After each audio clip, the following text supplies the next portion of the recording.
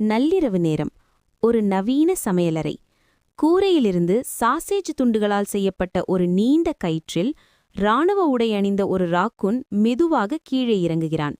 அவனுக்கு கீழே ஒரு மேசையின் மீது ஒரு வேர்க்கடலை வெண்ணெய் ஜாடி தங்கத்தைப் போல மின்னிக் கொண்டிருக்கிறது. ராக்கூனின் காதில் இருக்கும் இயர்ஃபோனில் ஒரு புறாவின் குரல் கேட்கிறது. லீடர், அந்த வாக்யூம் கிளீனர் தூங்கிக் கொண்டிருக்கிறது. இப்போதுதான் சரியான நேரம், இறங்கு. ராக்கூன் ஜாடியை தொடப்போகும் அதே நேரத்தில் ஒரு கோல்டன் ரெட்ரீவர் நாய் அங்கே வருகிறது. அது குறைக்கவில்லை, மாறாக தலையைச் சாய்த்து வாயிலிருந்து ஜொல்லு வடிய ராக்கூனையே உற்று பார்க்கிறது. ராக்கூன் பயத்தில் சிலையாக உரைகிறான்.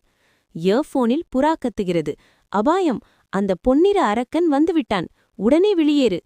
ராக்கூன் மெதுவாக தன் பையிலிருந்து ஒரு டென்னிஸ் பந்தை எடுக்கிறான். அதை பார்த்ததும் நாயின் கண்கள் விரிகின்றன. ராக்கூன் அந்த பந்தை படிக்கட்டுகளை நோக்கி தூக்கி வீசுகிறான்.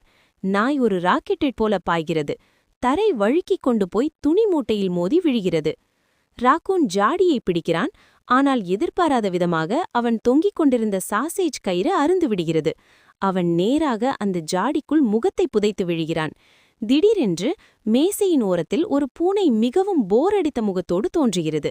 அது அசால்ட்டாக தன் காலால் ராக்கூனையும் அந்த ஜாடியையும் மேசையிலிருந்து கீழே தள்ளிவிடுகிறது. ராக்கூன் கீழே விழுந்தபடியே கேமராவை பார்த்து ஒரு பெருமூச்சு விடுகிறான். அப்போது இயர்ஃபோனில் புறா கேட்கிறது, சரி, நமக்கு இன்னைக்கு டின்னர் கிடைக்குமா கிடைக்காதா?